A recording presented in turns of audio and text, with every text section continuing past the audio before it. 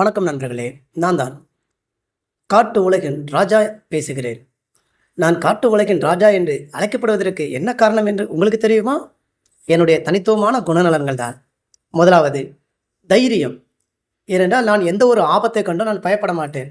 என்னுடைய பகுதியை காப்பாற்ற கடைசி வரை நான் போராடுவேன். இரண்டாவது தலைமை பொறுப்பு, லீடர்ஷிப்.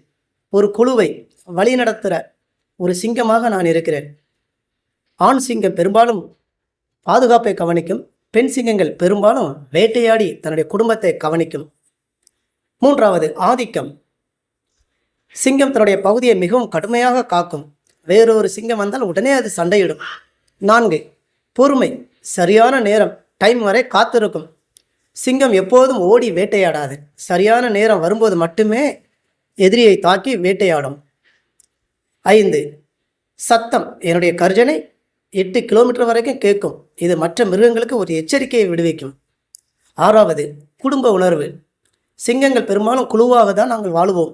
தங்கள் குட்டிகளை மிகவும் பாதுகாப்பாக நாங்கள் வளர்ப்போம்.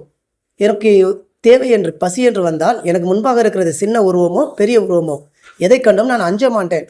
எனக்கு என்னுடைய குறிக்கோள், என்னுடைய கோல் தான் ஒன்றே ஒன்று, என்னுடைய இலக்கு மட்டும்தான். அதை வீழ்த்த வேண்டும். அது மட்டுமே என்னுடைய கோலாக இருக்கும். வாழ்க்கைக்கான லெசனை இதிலிருந்து நீங்கள் தெரிந்து கொள்ளலாமா?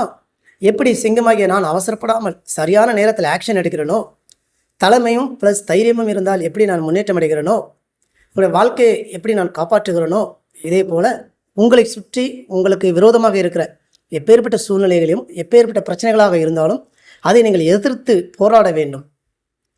அது மட்டுமல்ல, உங்களுக்கான நேரம் வரும் வரை சற்று பொறுமையாக இருக்க வேண்டும். அப்படி நீங்கள் இருக்கும் பொழுது உங்களுடைய இலக்குகளை நீங்கள் அடைய முடியும். நீங்களும் உங்களுடைய வாழ்க்கைக்கு ராஜாவாக இருக்க முடியும். உங்கள் குடும்பத்திற்கு நீங்கள் ராஜாவாக இருக்க முடியும், பயணிக்க முடியும். நன்றி.